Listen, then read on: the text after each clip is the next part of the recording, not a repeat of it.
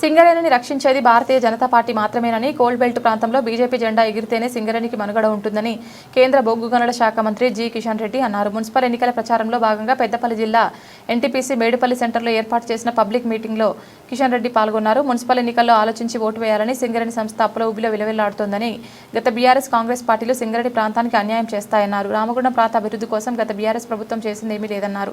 రామగుండంలో ఎరువుల కర్మాగారం Telangana power project తెచ్చింది బీజేపీ పార్టీ, ప్రధాని నరేంద్ర మోదీ అని గుర్తు చేశారు.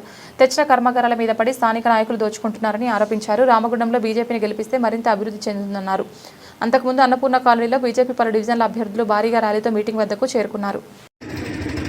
రేపు కాకుండా ఎల్లుండి అంటే 11వ తేదీ జరగనున్నటువంటి మన యొక్క గోదావరి కానీ మున్సిపల్ కార్పొరేషన్ ఎన్నికల్లో భారతీయ జనతా పార్టీని గెలిపించాల్సిందిగా కోరడం కోసం రావడం. ఎందుకంటే ఈ రామగుండము పూర్తిగా మరి అనేక రకాల అవకతవకలకు, అవినీతికి, దౌర్జన్యాలకు నిలయంగా మారింది. ఎంతో అభివృద్ధి చెందాల్సినటువంటి రామగుండాన్ని గతంలో ఉన్నటువంటి బీఆర్ఎస్ పార్టీ కానీ ఇప్పుడున్నటువంటి కాంగ్రెస్ పార్టీ కానీ ఏ మాత్రం అభివృద్ధి చేయలేదు. వాళ్ళు ఎంతసేపు రామగుండంలో ఉన్నటువంటి ఇక్కడ కార్మికుల యొక్క చెమటను దోచుకునేటువంటి ప్రయత్నం చేశారు తప్ప ఇక్కడ ఉన్నటువంటి రామగుండం అభివృద్ధి కోసం, మౌలిక వసతుల కోసం ఏ మాత్రం కృషి చేయలేదు. ఇక్కడ ఉన్నటువంటి ప్రజలకు మెరుగైనటువంటి సౌకర్యాలు కల్పించాలి. కేంద్ర ప్రభుత్వానికి సంబంధించినటువంటి అనేకమైనటువంటి ప్రాజెక్టులో కూడా రెండు పార్టీల నాయకులు దోపిడీ చేసినటువంటి విషయాన్ని తెలియజేస్తా ఉన్నారు.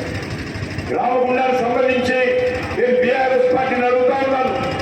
రామగుండం నుంచి మీరు దోచుకున్నారు తప్ప రామగుండం అభివృద్ధి కోసం ఒక్క న్యాయ పైసా కూడా ఈ రెండు పార్టీలు ఖర్చు పెట్టలేదని మనం చేస్తా ఉన్నారు. అది మీకు అందరూ తెలుసు. నరేంద్ర మోడీ గారి నాయకత్వంలో గత 12 సంవత్సరాలుగా రామగుండం అభివృద్ధి కోసం అనేక కార్యక్రమాలు చేపట్టడం జరిగింది. ఇక్కడ రైల్వే స్టేషన్ అభివృద్ధి కోసం కానీ, ఇక్కడ ఎరువుల పరిశ్రమ పెట్టడం కోసం 6,000 కోట్ల రూపాయలు రామగుండంలో కేంద్ర ప్రభుత్వం ఖర్చు పెట్టి, ఇక్కడ విద్యుత్ ఉత్పత్తి చేయడం కోసం ఎన్టీపీసీ ఆధ్వర్యంలో 11,000 కోట్ల రూపాయలు రామగుండంలో ఖర్చు పెట్టడం జరిగింది. ఇక్కడ అమృత్ పథకం కింద మంచినీటి సౌకర్యం కానీ, డ్రైనేజీ సౌకర్యం కానీ ఈ ప్రాంతంలో కల్పించడం కోసం ప్రయత్నం చేయడం జరిగింది.